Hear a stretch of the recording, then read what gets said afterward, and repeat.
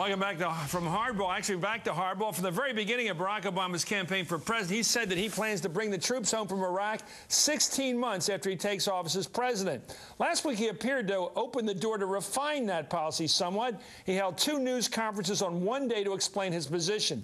Is Barack Obama changing his mind on Iraq? Hardball's David Shuster takes a look. Sounds great.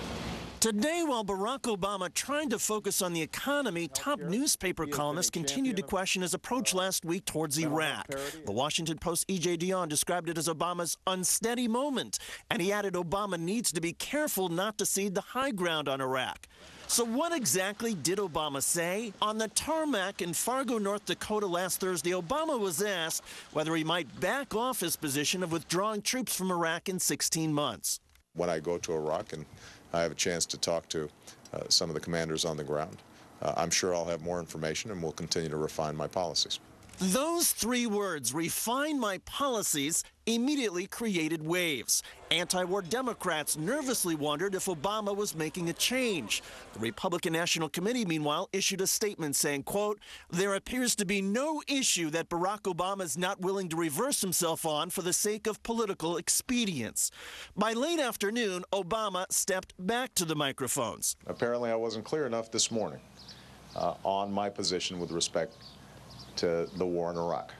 I intend to end this war. My first day in office, I will bring the Joint Chiefs of Staff in, and I will give them a new mission, and that is to end this war responsibly, deliberately, but decisively. Obama's position on an Iraq withdrawal has evolved. When he first announced his presidential campaign, he pointed to his proposal in the U.S. Senate. I have a plan that will bring our combat troops home by March of 2008. Over the past year, Obama has repeatedly declared that as president, he would bring troops home within 16 months, though he has on occasion produced wiggle room, as he did in this exchange last year with Tim Russert.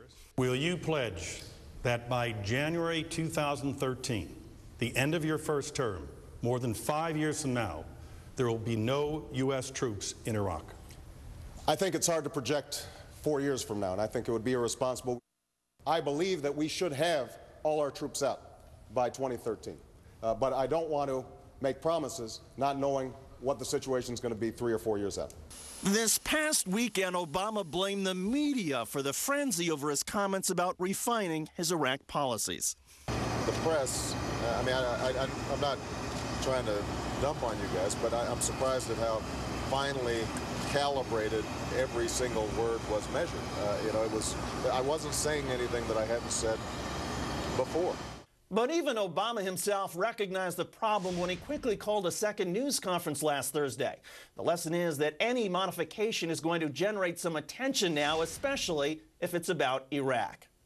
I'm David Shuster for Hardball in Washington.